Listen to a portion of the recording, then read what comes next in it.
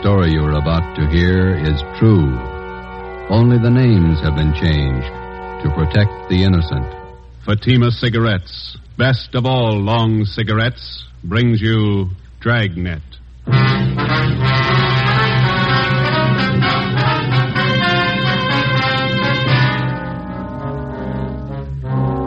You're a detective sergeant. You're assigned to bunco detail. An expert confidence man has resumed operations in your city. His criminal record dates back 35 years. He's a master in the art of the gentle swindle. Your job, stop him. If you want a long cigarette, smoke the best of all long cigarettes. Smoke Fatima. Fatima is the long cigarette which contains the finest Turkish and domestic tobaccos superbly blended to make Fatima extra mild. And that's why Fatima has a much different, much better flavor and aroma than any other long cigarette. That's why Fatima has more than doubled its smokers coast to coast. So, enjoy Fatima, the best of all long cigarettes. It's wise to smoke extra mild Fatima. It's wise to smoke extra mild Fatima.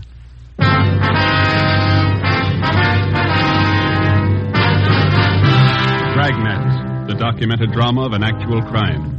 For the next 30 minutes, in cooperation with the Los Angeles Police Department, you will travel step by step on the side of the law through an actual case from official police files. From beginning to end, from crime to punishment, Dragnet is the story of your police force in action. It was Tuesday, July 28th. It was warm in Los Angeles. We were working the day watch out of bunco detail. My partner's Ben Romero. The boss is Thad Brown, chief of detectives. My name's Friday. I was on the way back from the record bureau, and it was 10:45 a.m. when I got to room 38, bunco fugitive detail. Friday? Captain, they're bringing him in now. Sit down. Thanks. There's the mama sheet on him. Oh, Gentleman Wallace. I thought he was out of our hair for good. So did I till this turned up. I heard he was working in New York. Look at the package on this guy. It's like a good-sized dictionary. Yeah. Check the date of his first arrest there. June 2nd, 1913. He's been in and out of jail all over the country. Look, Lane County, Oregon, forgery. Bum check beef, San Francisco, 1914. Embezzlement, Santa Ana. Parole violation, Seattle, Portland. More checks, Reno. Billings, Montana, forgery, 1920. Dayton, Ohio, Pittsburgh, New York, grand larceny. Bunco Raps, Las Vegas, Cleveland, Chicago. That's only the first page. There's a couple more there. Yeah, it reads like a novel. Just about as long. What's the story on Wallace this time? What have we got? He reached a couple of used car dealers Saturday. Took them for $2,000 each, and we can't touch him. Why not? How'd he work it? Well, Saturday afternoon, he went to a car lot on the corner of South 3rd and Washington. He bought a 1948 Lincoln sedan. Showed him his identification, wrote a check for $1,500 for a down payment, and drove away. Another bum check deal. That's a little more than that. About 45 minutes after he left, he drove into another used car lot 2 blocks away from the place where he bought the Lincoln. Yeah. Told the salesman there that he didn't like the car and he wanted to trade it in on another one. The salesman offered him $900 less than he paid for it. Wallace accepted and offered them a personal check to cover the balance. And the salesman went for it? Almost. Wallace seemed so anxious to get rid of the car that the clerk got suspicious, but it was late Saturday and he couldn't call the bank on Wallace's check. So he called the place where Wallace bought the car. That's right. We found out the sale was made less than an hour before and that Wallace had given them his personal check for it. And then the 2 used car dealers got on the phone, decided that Wallace was pulling a fast hustle, called a cop and had him jailed. Hold that light a minute, will you? Thanks. Yeah, then what? Well, when the banks opened Monday morning, they called about Wallace's account. He had enough money in to cover both checks. Wallace got a lawyer and threatened suit against the 2 car dealers. He had both of them cold. They settled out of court for $2,000 apiece. Quick deal. Sounds like a master. He's been grifting for 35 years. Knows the con game any way they want to play it. We can't even book him on a vag charge. He's got a job. And who's he working for? Plastic outfit out in Pasadena. Salesman. Is he registered under 5238? He is. No, just a minute. Yeah? All right, send him in. Romero, he's got Wallace with him. Captain? Ben? Wallace, this is Captain Bryce. Captain, I'm very happy to know you. I've heard a lot about you. Yeah. Sergeant Friday, how are you? We'd like to talk to you, Wallace. Sit down. Oh, thanks. Warm out today. Perspiring. Now, what is it I can help you gentlemen with? Always glad to cooperate. You don't have to give us a build-up, Wallace. We're not buying. You know me better than that, Sergeant. No point in making this visit an unpleasant one. Cordiality, that's a secret. My mother always used to tell me that. She used to say... Look, mister, you're not here to get the keys to the city hall. You're here for investigation. I'm here out of courtesy, Captain. My lawyer informed me I didn't have to come. I don't believe in making enemies, that's all. For a guy that's not trying, you've done pretty well, haven't you? Now, how long do you plan to stay here in town? Los Angeles is my home. It's my place of business. That's fine with us, Wallace, just as long as it's honest. Now, let me hand you a piece of advice. You try copping any more jobs in this town, and we're going to lean on you, understand? I don't think I do understand, Captain. The incident with the used car dealers, I hope that isn't what upset you. You guessed it, and it better be the last keeper you try around here for a long time. I had every right to take action against those car dealers. False arrests. They humiliated me. They damaged my reputation. Here's your reputation, Wallace. 35 years of it. 10 jail terms, larceny, bunco, forgery. Have you ever heard of rehabilitation, Sergeant? Oh, yeah. I did my time. I don't owe them a day. I've got an honest job. I've been off the grift for years now. And take a hint, Wallace. Stay off. You'll do better. That's all, Wallace. Just remember, the next time we tag you, you're going to fall hard. You got it straight? Captain, I've been square since I got to town. I'm not switching. Is that it? That's all. Well, that wasn't so bad. Would you gentlemen care to have some lunch with me at the club? Just a snack? No, thanks. Sure, I can't persuade you. Club's just up the street. Fine food. Some other time, Wallace. Goodbye.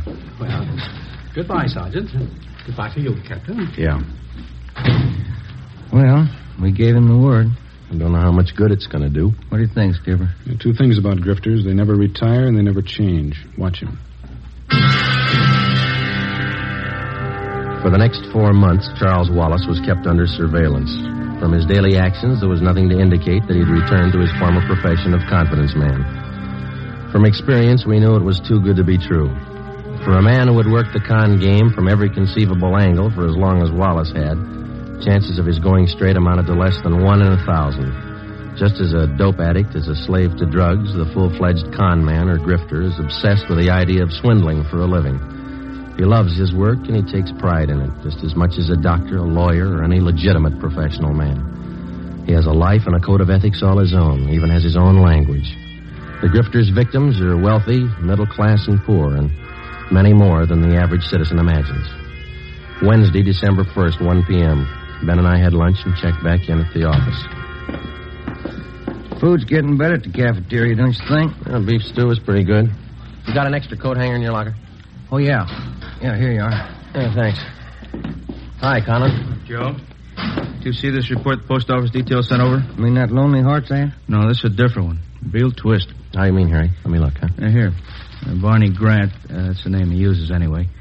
A couple of weeks ago, he planted a small want ad in the newspapers around town. Been cleaning up ever since. How'd he work it? Here, take a look at the ad he was running. Remember, tomorrow is the last day to send your dollar to Box 565, Main Post Office, Los Angeles. Was that all? That's all it took. Last couple of days, been getting about 40 letters a day from people in the city. With $1 in each one. Ad doesn't promise a thing. Just send your dollar. People send them. They picked the guy up, Harry?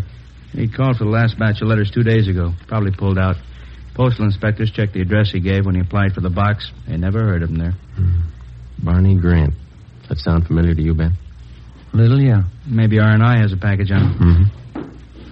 Friday, see you a minute. Right, Captain. Ben, you and Conan want to check that name through R&I? I'll be in with the skipper. Yeah, okay, Jack.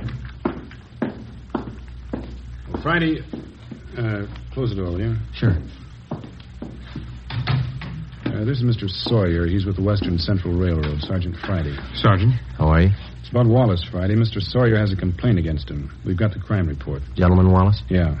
You want to fill him in, Mr. Sawyer? Well, Sergeant, I'm employed as a standards engineer for the Western Central Railroad. Wallace first approached me about a month ago. He said he was an inventor and he was working on plans of a new type of air brake for use on railroad cars. Go ahead. He said he'd conceived the idea, but that he needed more time and money to perfect his invention. He told me I'd share in half of the profits he got from his idea. It sounded more than fair. How much money did you give him? All I had in my savings account, $3,000.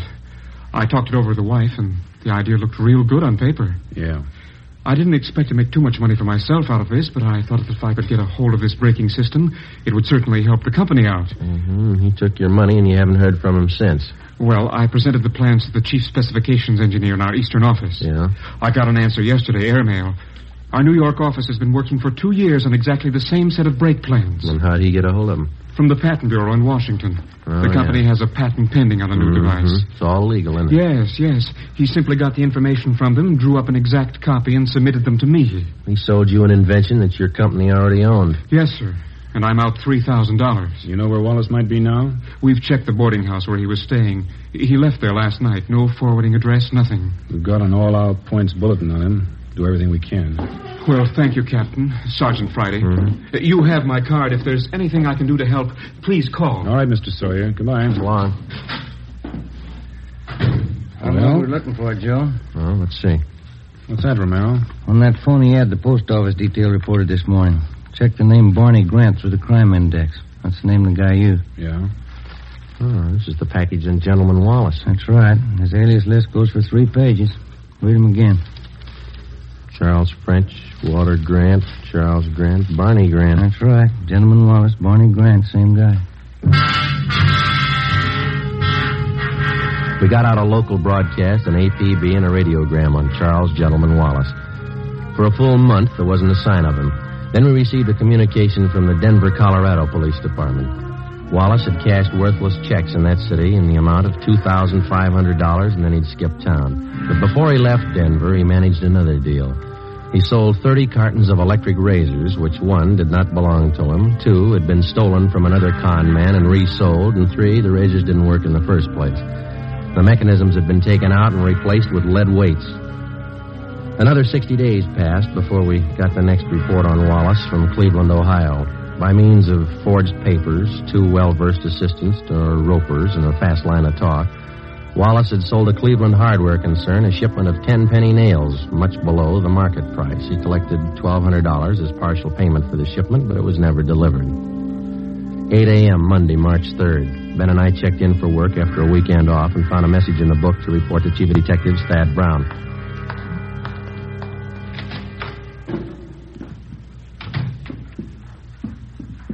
Chief, you wanted to see it? Come in. Yes, sir?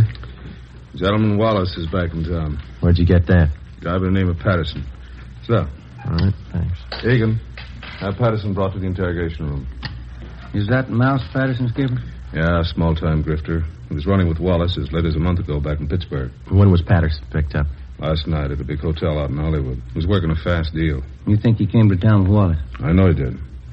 One of Conlon's informants spotted Wallace and Patterson last night. We nabbed Patterson. Wallace slipped away. We figured he'd been operating in and out of the city for about 2 weeks. Any idea what his angle is this time? I think so. Take a look at this. Obituary notices clipped from the newspaper. How do these tie him? The con artist takes a dead man's name from the obituary list, finds out a little bit about him, and writes him a letter. He writes the dead man a letter. Here's a sample we had reported to us. Read it. William Radford, 233 South Brookway, Hollywood. Dear Bill, I heard you were sick, and I didn't want to bother you at this time, but believe me, I'm desperate. I don't mean to hound you about the $400 you borrowed from me, but we are having sickness in our family, and I do need the cash. Wait a minute. Wallace writes a letter like this to a man knowing he's dead, and the family opens it and reads it. And they figure it's some unpaid debt that they didn't know about, which the deceased owed. That's right. And the con man collects. Yeah. The letter's been showing up right in the middle of funeral arrangements. The family's bereaved, grief-stricken, caught off guard. They don't suspect anybody could be that ruthless, so they pay off what they think is a legitimate debt. That sets a new low, doesn't it? Excuse me. Ron speaking. All right, thanks. I got Patterson in the interrogation room. You 2 question him. Find out everything you can. Right, Chief. When you're through talking to Patterson, you can start checking on these names. What's this? It's a list of all the names that appeared in the obituary column in today's paper. It's a long list. Don and Myberg are checking half. You and Romero take the rest. Right. Get to those families before Wallace does.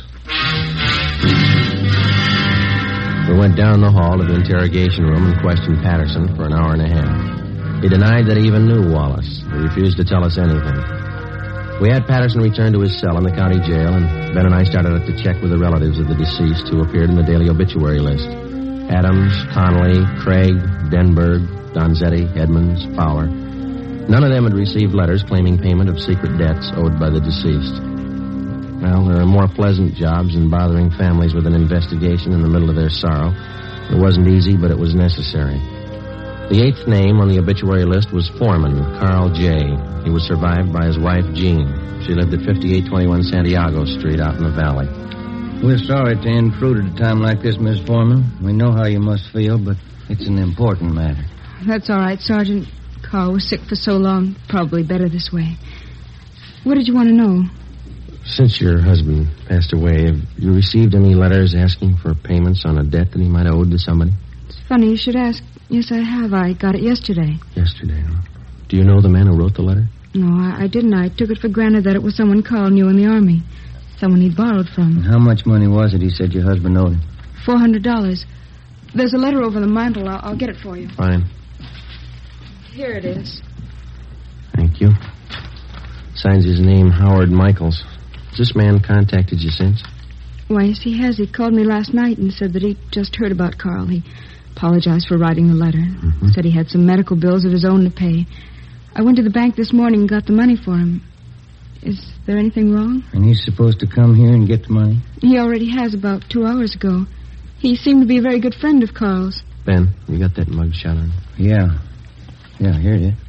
I don't understand, Sergeant. Is, this the man who picked up the money this morning? Yes, that's Mr. Michaels. Mm-hmm. Don't you think he was Carl's friend? I don't think so, Miss Foreman. But no one would do that. Who could be that low? You're looking at his picture, Miss Foreman. His name's Wallace.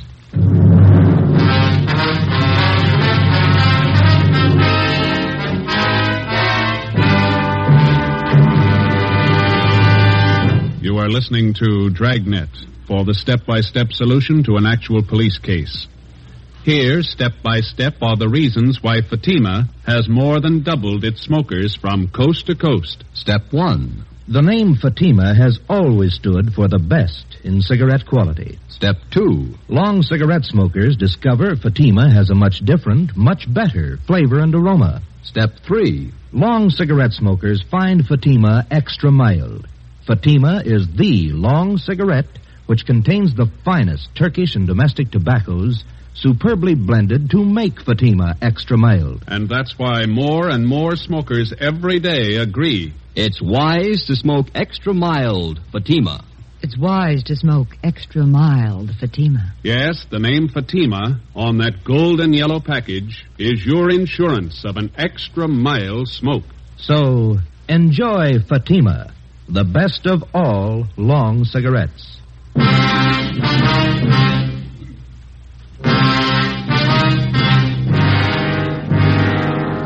Over the past century, the confidence man here in the United States has earned the dubious title of aristocrat of the underworld. Among small-time thieves, cutthroats, dope peddlers, pickpockets, and similar small fry, he's looked up to and respected. The true con man does not consider himself a crook or a thief in the ordinary sense of the word. He's smooth, courteous, fast-talking, and he lives by his own code of rules. He never uses violence and makes his living by his wits alone. Generally, he's far above average intelligence, and he's totally without a conscience. He thinks no more of fleecing a day laborer of his wages than he would of fleecing a millionaire. Because of their carefully planned operations, only a handful of confidence men are ever brought to trial. Monday, March 3rd, 6 p.m. Ben and I completed our interviews with the families of the deceased and returned to the office. Hi, you two have any luck? Wallace is the guy. We found out that much. Who identified him? Woman out in the valley, a Mrs. Foreman. Wallace posed as an old friend of her husband's, took her for $400. How about Colin and Myberg, Captain? They get anything? I haven't checked in yet. I'm waiting for him. How does Mrs. Foreman make a payoff to Wallace? Through the mails? No, sir. He came out and picked up the dough in person. Yeah, then there's no chance of tracing him through the post office. Seems like he comes up with a new M.O. every day. We checked out the rest of the families of the deceased on the list. The chief gave us no leads. Don Myers in handwriting checked the letter Mrs. Foreman got. The writing matches with the others. It's Wallace. Hi. No, Conlon. Myberg with you? Down the hall in handwriting. Checking a couple letters with Myers. Do any good today, Harry? Some. We found 2 families got phony letters through the mail. Same deal, Wallace. They pay off to him yet? Neither one. Told him to sit tight and call us if the guy should contact him again. Explain the setup. Who are the people, Harry? Let's see, one's an old fellow. Oscar Dunn lives over in Highland Park. Others are pretty wealthy family, Bel Air. Here it is. Elizabeth Secor, she's the wife. Mm-hmm. Husband's name, Burton James Secor. Investment broker, died day before yesterday. How much of a debt is he supposed to have owed? A guy in the letter claims $1,200. Signed himself William Kilbright. Yeah. The letters mention anything about how the payoff's supposed to be made? The guy wrote he'd contact him by phone first, then make arrangements to meet him. Both families will call as soon as they hear from him. Now, if he doesn't change his M.O., we're set. Conlon, you and Myberg stick with the family in Highland Park. Make sure they understand perfectly what the setup is. Wallop makes a contact. Be there. Okay, Cap. Joe, you and Ben cover the family out in Bel Air. Okay, you got Secor's address here? Well, here's a crime report. It's got all the dope. Good. Now, I'll grab it. Bunko, fugitive, Conlon. Yes, ma'am? When? All right, thanks. We'll take care of it. Secors. Wallace just called him. What's the pitch? Wants to pay his respects. He's going to visit him tonight. 7:35 p.m. Monday, March 3rd. Ben and I drove out to Bel Air to the Secor place. It was an English-type mansion with a circular driveway out in front. The wake for Mr. Secor was being held in the living room. The butler showed us into the library where Mrs. Secor was waiting. She told us everything that had transpired since she first received the letter from Wallace following her husband's death. She said Wallace had promised to be at her home promptly at 9 p.m. We waited. 9 p.m. came and went. We told her that if the suspect should call, to make any concessions, we'd agree to anything in order to set up a meeting with him. At 10 minutes past 10, the phone in the library rang. Mrs. Secor answered it. I listened in on the extension. I'm terribly sorry, Mrs. Secor. I did want to get out to pay my last respects, but I'm afraid that will be impossible. Oh, I'm sorry you won't be able to come.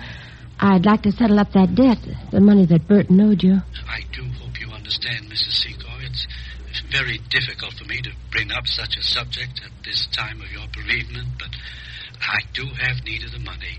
You see, it's my wife. She's quite ill, and, well, there are medical expenses to be met. Oh, I understand. When would you like to come for the money? Well, would tomorrow be all right? My husband's funeral is tomorrow. Oh, I see. Well, where will that be? At the cathedral on Sunset Boulevard. A requiem mass at St. Mary's at 9 o'clock. Well, since I don't want to bother you personally anymore, I wonder if it would be possible for you to leave the cash with the head usher there at the church. Well, yes, all right. I think that would be the best way. All right, then. Good night, and thank you. Yes, good night. I'm sorry. I know that's not easy for you. That's all right, Sergeant. It's strange, isn't it? What's that? One man burns out his whole life making money. The next man spends his time trying to steal it. What does it all mean? I don't know. We got 2,600 men down in the county jail. We all think they've got the right answer.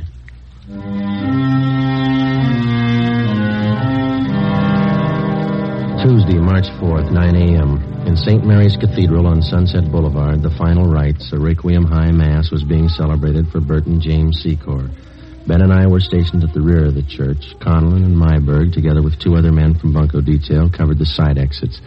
An extra detail of men were placed at strategic points around the cathedral. The head usher stood a few feet from the main entrance. With him, he carried a plain manila envelope filled with pieces of newspaper cut to resemble the size of currency, along with a $1 bill. He had instructions to hand over the envelope without question to the person who asked for it. 15 minutes past 9, Joe. Yeah. You see that head usher all right? Yeah, I got him spotted. All right. Pretty good-sized crowd here. Secor must have had lots of friends, huh? Yeah. Nice choir. Just wondering, Joe. What's that? Suppose he doesn't show up? Well, that's possible. He might have gotten suspicious. Could be. What time you got now? It's 9:20.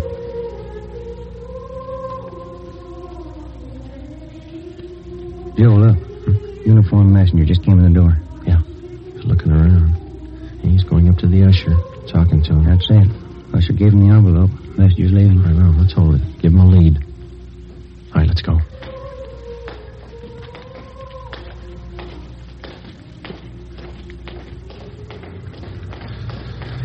Now, let's go, Ben. Don't lose him. He's getting into that cab. Come on. Slide over. You got the cab number? Yeah, let's move. 10:30 a.m. Ben and I trailed the cab to a bus depot in downtown Los Angeles. We followed the messenger in and watched him check the manila envelope in a key locker. We waited. At 11:45 a.m., another uniformed messenger entered the bus depot, picked up the envelope, and left. We followed him to the Union Railroad station, where he left the envelope at the traveler's aid desk. At 3 p.m., the envelope was still there, unclaimed. No sign, Joe. What do you think? It's a pretty fancy switch he's got worked out. Yeah. What time's the next train leave? 3:25. Coast Limited for San Francisco. It's 3:21 now. Wait a minute. See that porter over at the desk there? I'm talking to that girl there. I don't know. That's it. She's giving him the envelope. Come on. Yeah.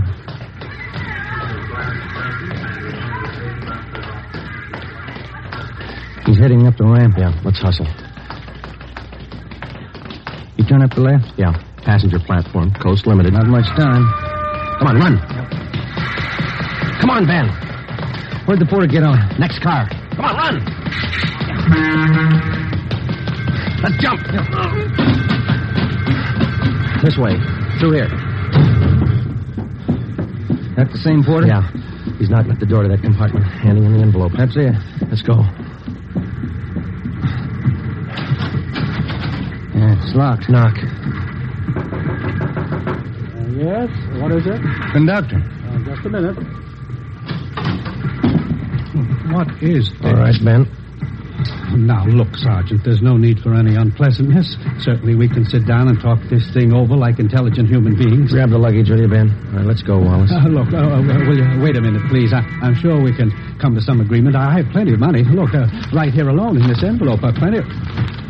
There's only $1 here. The rest is newspaper. Yeah. I've been taken. So have a lot of people. Let's go.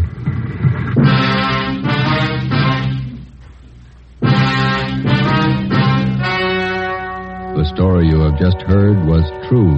Only the names were changed to protect the innocent. On June 23rd, trial was held in Superior Court, Department 87, City and County of Los Angeles, State of California. In a moment, the results of that trial. It's amazing how many long cigarette smokers are changing to Fatima. Here is the actual report. From coast to coast, Fatima has more than doubled its smokers. Yes, more and more smokers every day are discovering that Fatima is the best of all long cigarettes. Long cigarette smokers find Fatima has a much different, much better flavor and aroma. Long cigarette smokers find that Fatima is extra mild because it's the long cigarette which contains the finest Turkish and domestic tobaccos superbly blended to make it extra mild. So enjoy extra mild Fatima, best of all long cigarettes. It's wise to smoke extra mild Fatima. It's wise to smoke extra mild Fatima.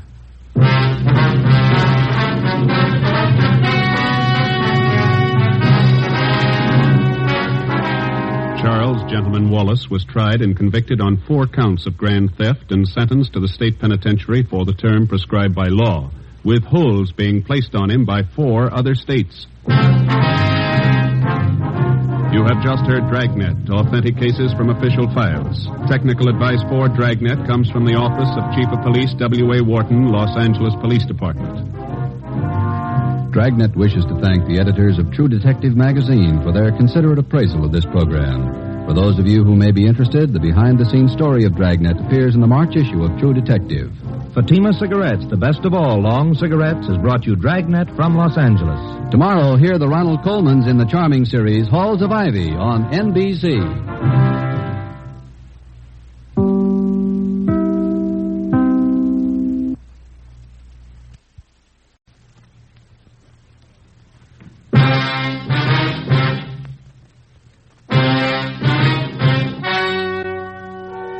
The story you are about to hear is true.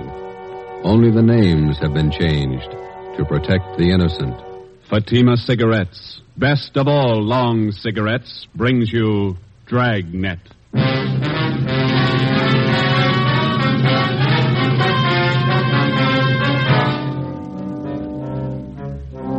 You're a detective sergeant. You're assigned to robbery detail. 16 persons have been robbed and beaten senseless. The victims describe the assailant as a tall, beautiful woman. Your job, stop her. If you want a long cigarette, smoke the best of all long cigarettes. Smoke Fatima. Fatima is the long cigarette which contains the finest Turkish and domestic tobaccos superbly blended to make Fatima extra mild. And that's why Fatima has a much different, much better flavor and aroma than any other long cigarette. That's why Fatima has more than doubled its smokers coast to coast. So, if you want a long cigarette, smoke the best of all long cigarettes. Smoke Fatima. Ladies and gentlemen, next week marks the beginning of National Crime Prevention Week, sponsored by your local police department. These 7 days are set aside to call your attention to the fact that your police officer, to better ensure the safety of your community, relies on the cooperation of the individual citizen. We feel that crime prevention should be observed not 7, but 365 days a year. Dragnet, the documented drama of an actual crime. For the next 30 minutes, in cooperation with the Los Angeles Police Department, you will travel step by step on the side of the law through an actual case from official police files. From beginning to end, from crime to punishment, Dragnet is the story of your police force in action. It was Wednesday, October 3rd. It was warm in Los Angeles. We were working the night watch out of robbery detail. My partner's Ben Romero. The boss is Thad Brown, chief of detectives. My name's Friday. We were on the way over from the city hall, and it was 6:55 p.m. when we got to the county hospital, Ward 9800, room 12. This way, gentlemen. The third bed. Thank you. Here we are. Please try not to excite him, Sergeant. He's had a pretty hard time. Yes, ma'am. Thank you. Make your visit as brief as possible. We will, thanks.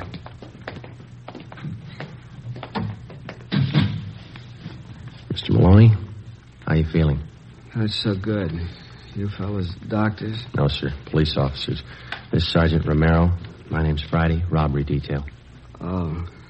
Find out anything yet? Still checking, Mr. Maloney. We'd like to have you tell us exactly what happened night before that. Well, she sure had me fooled. That's all I can say. You're not the first one. 15 others ahead of you. Would you tell us what happened? Well, I left the shop a little after midnight, and I started to drive home out Central Avenue. You work at Maloney's Steakhouse down on South Commercial, isn't that right? Yes, and my uncle owns the place. His name's J. Brown Maloney. He knows a lot of cops. You know him? We met him this afternoon. Could you tell us what happened after you left work? Well, I started to drive home out Central Avenue. I guess it must have been around 18th Street. Would you push your pillow up a little bit? Yes, sir. I'll get it here. How's that? Thanks. I pulled up for the arterial. I saw this gal standing on the corner. She was hitchhiking. Do you remember what she looked like, how she was dressed? Well, you know, kind of flashy, but nice clothes. Good-looking dame. Tall, long blonde hair. Beautiful eyes. You're sure about the color of her hair? Yeah, it was blonde. And you offered her a ride? I didn't think there was anything wrong in it. I'm a married man, you know. I didn't think there was anything wrong. What happened then? Well, she got in a car and we drove off. We talked a while and then she pulled a gun on me. Told me to drive up an alley. Where was that? Do you remember? Around 32nd Street, 32nd and Central. And then what? She took my wallet, watch, car keys, everything I had. Mm-hmm. And she made me get out of the car, lay down on the street. I felt her shove that gun again. Can you fix that pillow? Yeah, you bet. Just lie still here. There you are. I felt her shove that gun against me, and then she pulled the trigger, I guess. That's all I remember. You don't recall her slugging you? Must have happened after she shot me. Her face looks pretty bad, huh? You'll be all right, Mr. Maloney. You think you'd recognize the girl if you saw her again? I sure would. Nice looking, you know. Tall, blonde, beautiful shape. Doesn't figure, does it? What's that? She'd make more money on the stage than she would rolling guys like me. Must be crazy. Maybe. Would you look at these mug shots, Mr. Maloney, and see if any of these look like her? Let's see. Yeah. This one? No. How about this one here? No. Let's see. No. All right. How about this one? No, she was better looking. Well, here's the last one. I don't know. This might be her. The hair was fixed right. Maybe a little more makeup. I'm not sure. All right, Mr. Maloney. Thank you. We'll be back to see you in a day or so when you're feeling better. Okay. Say, my name won't be in the papers, will it? No, sir, not unless you give it to him. I was just wondering, a wife might not understand giving a girl a ride, you know? Yes, sir, we know. Well, thank you, Mr. Maloney. We'll be checking back with you later on. Okay, officers. I hope you get a line on that dame. We're going to try. Goodbye. Sure, I'm messed up, isn't it? Yeah. That dame's got some other motive besides money. Psycho. Some kind of a sadist, maybe. Yeah. Find out what you wanted, Sergeant. Yes, we did. Thanks, nurse. What'd the doctor say about Maloney? Is he going to be all right? Well, he had a severe beating, but he'll get over that all right. It's the bullet wound in the back. He'll recover, won't he? The bullet shattered part of the spinal cord. There was nothing the doctor could do. Yeah? Paraplegia. He'll never walk again. We left the county hospital, went back to the office, and got out a local broadcast for the woman whose mugshot Maloney had partially identified. Her name was Beverly Allen. She had a record of 3 arrests and 1 conviction of 240 PC, assault and battery. After we checked in the office, we went across the street to the crime lab. Lee Jones had already examined the bullet taken from Maloney's spine and the cartridge casing found at the scene of the shooting. Both of them bore the same markings as those which had wounded the 2 previous victims. From the striations, the gun had been previously identified as a .45 Colt. Maloney's car was examined. We found nothing. We went back to the city hall and checked in at the stats office. It was 8:35 p.m.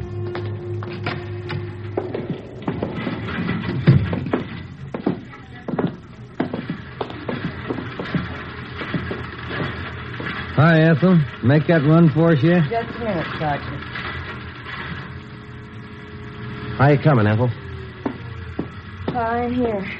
Same old run. Went back 7 years on this one. Yeah, that's right. Did you get any more names? A few. Let me check the list for you. All right. Wanted the names and DR numbers on Caucasian women. 5 feet to 5 feet 8, 115 to 130 pounds, 20 to 30 years, blonde or brunette, assault and battery, M.O. Hitchhikes, rides, and robs drivers, uses gun. Yeah, that's it. Here's what the machine turned out, 19 of them. Good. Here are the names.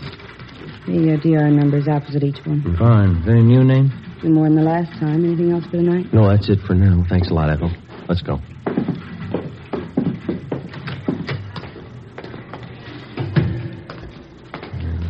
Bad start. How's that? 17 of these names we checked and cleared already. And the other 2? Well, one's Catherine Collins. The other one's Beverly Allen. She might tie in. We got nothing else to go on. You want to get to the record bureau and pull the packages on these 2 names? Yeah, okay. I'll check robbery and see if we have any calls. Huh? All right, Joe. Okay.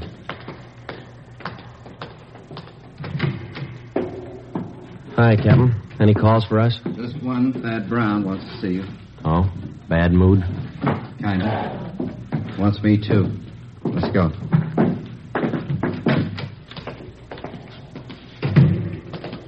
That fellow Maloney tell you anything? Nothing that helped much. Same old story.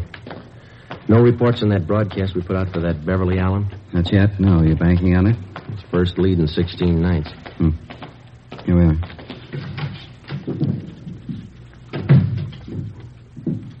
Walker, Friday, come in. How are you, boss? Sit down. Thank Take you. a look. Woman bandit gets 16th victim.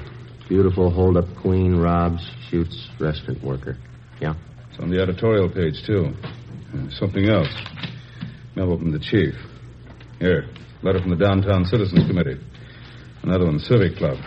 They all want answers. Men are doing all they can, Chief. We got 2 other teams besides Friday and Romero working the case. Special squad from Metropolitan Division. They're on it, too. I don't care what we've done. We got to do more. 16 nights, 16 robberies, and 3 shootings. 3 victims still in the hospital. When do we blow the whistle on her? We've checked out every possible lead, Chief. We got a warrant out on one suspect. We're checking out another one. Talked to that man Maloney, the one she got last night. Well, what did he tell you? Well, not much more than the other 15 that she took. Descriptions still don't match in one respect. Well, how do you mean? Well, in 10 of the 16 cases we've had reported, the victims tagged the girl hitchhiker as a blonde, long hair.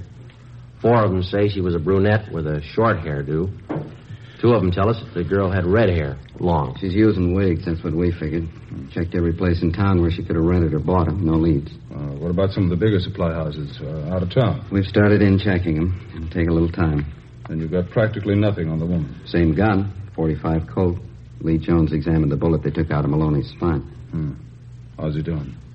Not good. The bullet smashed his spinal cord. His legs are paralyzed. When do we stop her? Yeah? Romero? Hi, Chief. Captain. What have you got? Pulled the packages on 2 possibles in this woman hold-up thing. It's no good, Joe.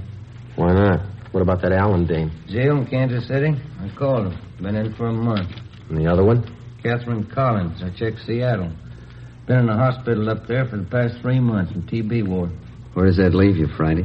Right back where we started. No leads and no suspects. All right, Walker. Starting tonight, we cover every street and alley in the central area until we get that woman. We'll order up more men and more detectives from the Metropolitan Division. Right, Chief. Get out more decoy cars. Have the area covered from sundown till sunrise until further notice. Get that woman. Right. Come on, Joe. Yeah. Hot shot. I'll get it. A 211 and shooting at Gatewood and Cameron. A 211 shooting at Gatewood and Cameron. Let's go.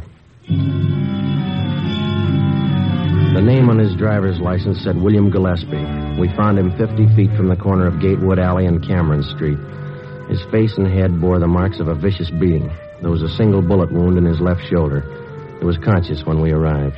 Chief of Detectives Brown, Captain Walker, and Ben checked the area for physical evidence. I spoke briefly with the victim before he was placed on a stretcher and carried to the ambulance. On the way, he lapsed into unconsciousness. I went over to where Ben was standing with Chief Brown and Captain Walker. Take a look, Joe. Captain found over there near the lamppost. Yeah. 45 shell casing, same as the others. How's Gillespie, Friday? Doc says he'll be all right. Badly beaten. Tough dame. She really works him over. Wonder what makes a woman do things like this. What makes a man do it? William Gillespie was taken to Georgia Street Receiving Hospital. The shell casing, which we had found at the scene, was taken to Lee Jones at the crime lab for examination. It compared with the others. Jones confirmed that the markings on the bullet which had wounded Gillespie matched those on the bullet which had been taken from Maloney's back. Both bullets had been fired from the same gun. The Dragnet operation for the woman bandit went on. The men in the special detail covered every street and alley in the central area from 8 p.m. to 6 a.m. the following morning. During the next 5 days, 11 suspects were picked up and brought in for questioning and then released after the victims failed to identify any of them. Well, at least we got her stopped temporarily. She hasn't pulled a caper for almost a week. Yeah, that doesn't bring us any closer to her. I don't know about you, but it's got me beat. 17 jobs, and she's as free today as she was before she started. Joe, Ben, what'd you find? Nothing. The last 4 women we questioned were clear. What about the other men on the case, Ed? Did they get anything? Baxter and Olson are down at the Record Bureau. Be in a minute. They've been out talking to some of the victims again. Tough one. I've been thinking, how about a composite picture? We got enough to work with? Artist in the crime lab's working up a couple of sketches now. No. A lot of guesswork. What about the descriptions of the clothes the girl wears? Anything there we could start on? No, other than the fact that she wears flashy clothes. Hi, Olson. Hi. Any luck? Not much. None of the victims have a very good idea what the dame looked like. Tall, good-looking, nice figure, that's all. Nothing out of the ordinary, huh? Well, some of them said she had kind of an unusual voice. Soft, low. That's about all they can remember. That's not much help. She's been described in 3 different outfits, is that right? Yeah, green dress with a pink coat, white dress, dark blue jacket, bright red sweater, and a brown skirt. Always carries a dark brown alligator handbag. Shoes to match. No hat. Not much of a wardrobe, is it? Maybe that's why she took up robbery. Now, look, let's get on this thing. We've been chasing this woman for almost a month now, and she's still got the run of the town. How long's it going to take us? If we only had a lead that was worth something. Find it. It's there someplace. I've never reached a thief yet without digging for him. I'll get it. Robbery Olson. Yeah. Right, Andy. I'll tell him. Anderson and burglar Joe wants to see you and Ben. Thanks. Captain? That's all. Come on, Ben. Yeah. I'd like a day off, wouldn't you? We'll get one when we get this dame. Right, Ed.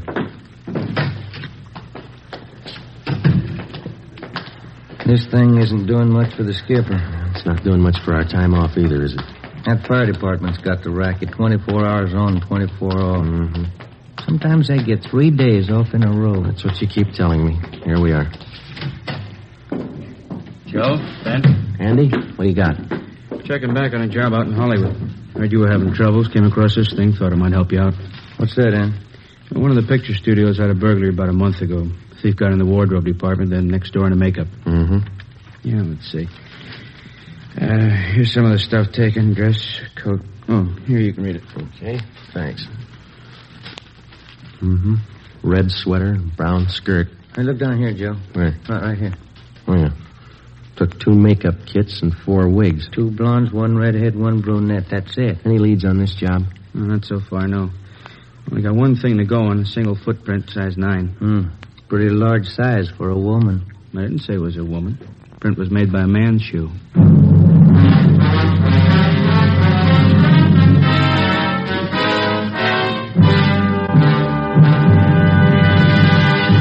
You are listening to Dragnet, authentic stories of your police force in action. It's wise to smoke extra mild Fatima.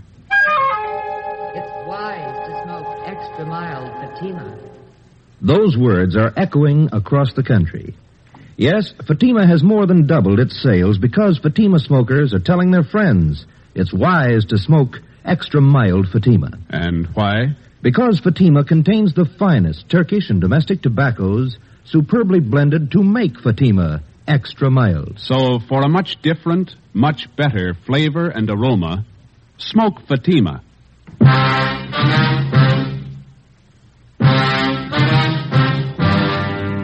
One of the most popular misconceptions of the working detective as offered by the fiction writers is the picture of a man with amazing talents for detecting evidence, analyzing human behavior and motives, and then, almost as if by magic, fitting all the pieces together to form the solution of the crime. The real-life picture is a little different. The working detective has a job. In a sense, it's a practical and down-to-earth job as baking bread or practicing law. It's his job to protect citizens and apprehend criminals, and it's a job he doesn't do alone. To assist him in collecting and analyzing evidence, he has the aid of the crime laboratory. To help him identify oddities in suspects or possible suspects, he has the Record Bureau, latent fingerprints, the statistician's office, the ballistics department.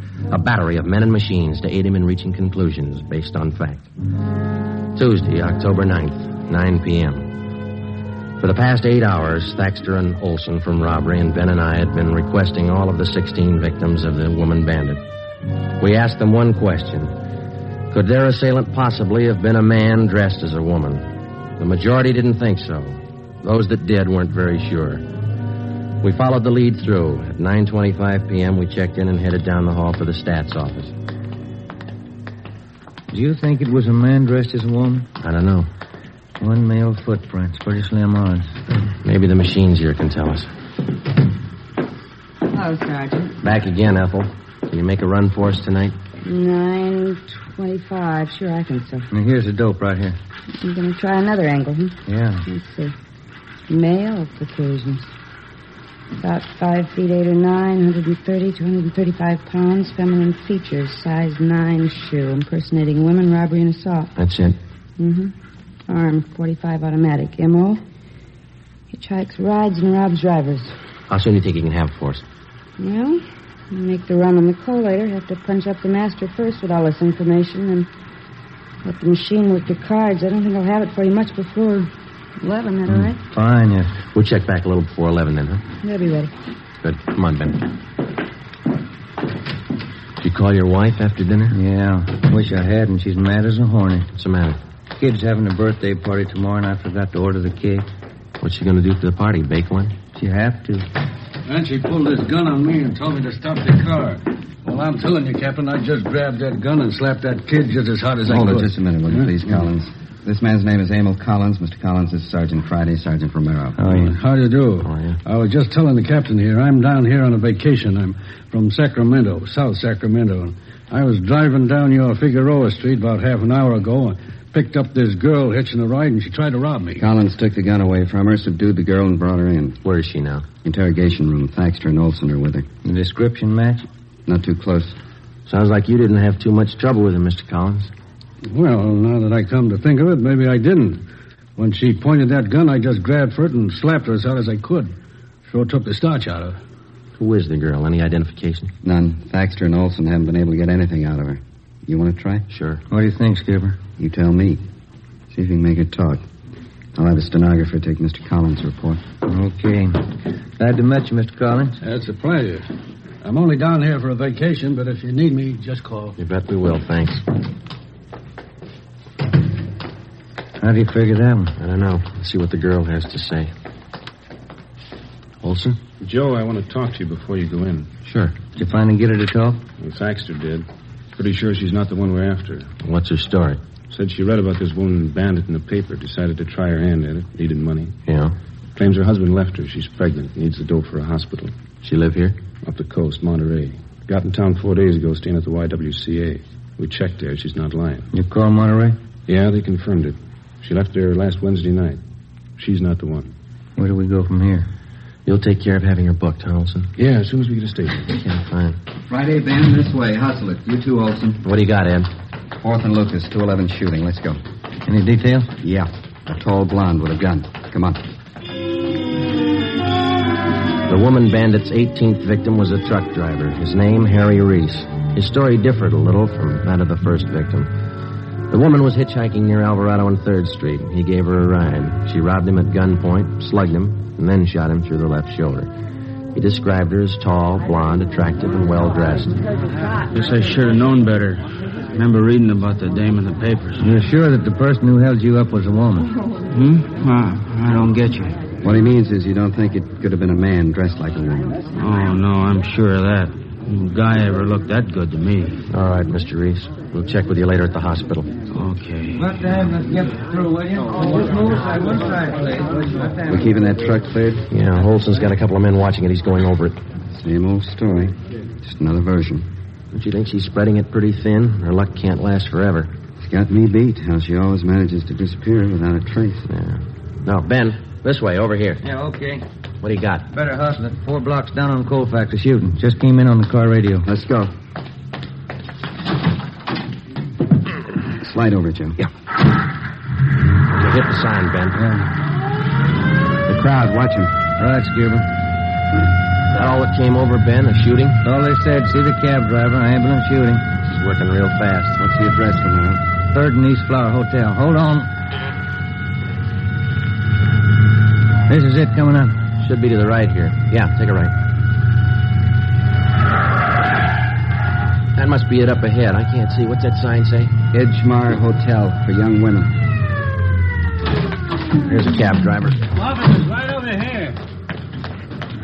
Hey, looks like blood stains to me here all over the sidewalk. Yeah, I guess it couldn't have happened any more than 5 or 10 minutes ago. I had this fare. See, picked her up at 4th and Bixel, and I drove her here. She paid the fare and got out. Yeah, go on. I was about halfway down the block when I heard a shot. At least it sounded like one. When I looked back, this dame was down on one knee near the door to the hotel here, and by the time I backed up here, she was gone. And you noticed the blood, huh? That's right, yeah. I figured I better call somebody. Can you tell us what the girl looked like? Oh, not bad at all. Blonde, tall, pretty girl, nervous. But you didn't see where she went? No, but I didn't. I'll get the driver's name and address. Joe, you and Ben, see if you can follow that trail.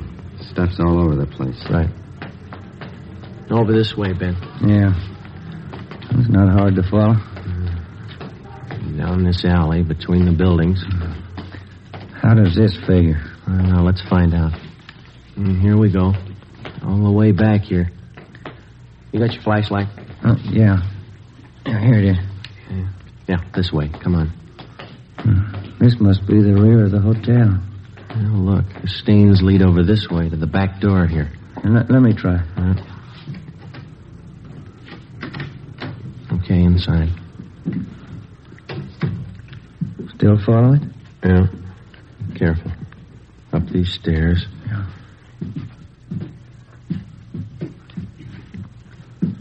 Second floor. What's the matter? Did you lose him? Yeah. Just a minute. See anything? Yeah. Stains lead on up the stairs here. Let's go. I just happened to think. This is a woman's hotel. And they ought to keep the back door closed. Come on. Third floor. Let's hold it. What is it? Thought I saw a door open down the hall. See anybody?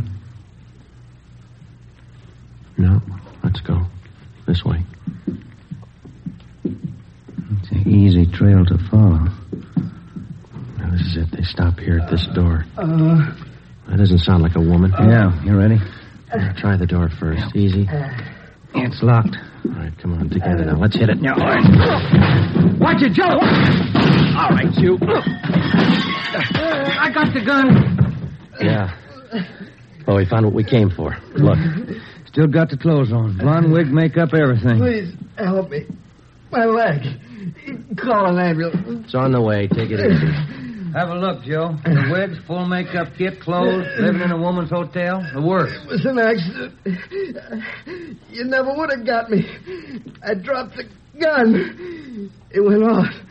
You never would have got me. Yeah, that's right, mister. It was an accident. You better get the boss in here. I'll stay with Glamour Boy. Yeah, okay. And Ben. Yeah? Leave the door open, will you? House rules.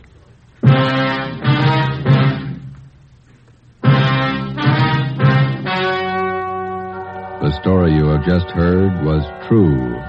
Only the names were changed to protect the innocent. On January 14th, trial was held in Superior Court, Department 79, City and County of Los Angeles, State of California. In a moment, the results of that trial. It's amazing how many long cigarette smokers are changing to Fatima. Here is the actual report. From coast to coast, Fatima has more than doubled its smokers. Yes, more and more smokers every day are discovering that Fatima is the best of all long cigarettes. Smokers find Fatima has a much different, much better flavor and aroma than any other long cigarette. They find that Fatima is extra mild because it's the long cigarette which contains the finest Turkish and domestic tobaccos superbly blended to make it extra mild. Enjoy extra mild Fatima yourself. Best of all long cigarettes. The welfare and security of your home and your family is a subject of national importance next week, National Crime Prevention Week. The efficiency of your local police department is dependent upon your attitude toward your police officer. Not just 1 week out of the year, but every day in the year. He wants your cooperation. He needs your cooperation for the enforcement of your laws. Help your officer to help you to live in a peaceful, orderly community. National Crime Prevention Week costs you nothing, just your cooperation.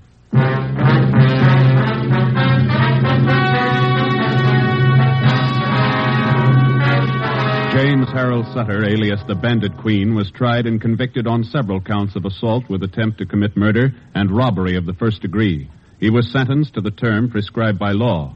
While serving his time in the state penitentiary, he was stabbed to death by another inmate. You have just heard Dragnet, a series of authentic cases from official files. Technical advice for Dragnet comes from the Office of Chief of Police W.A. Wharton, Los Angeles Police Department. Fatima Cigarettes, the best of all long cigarettes, has brought you Dragnet from Los Angeles. Hear Morton Downey tonight on NBC.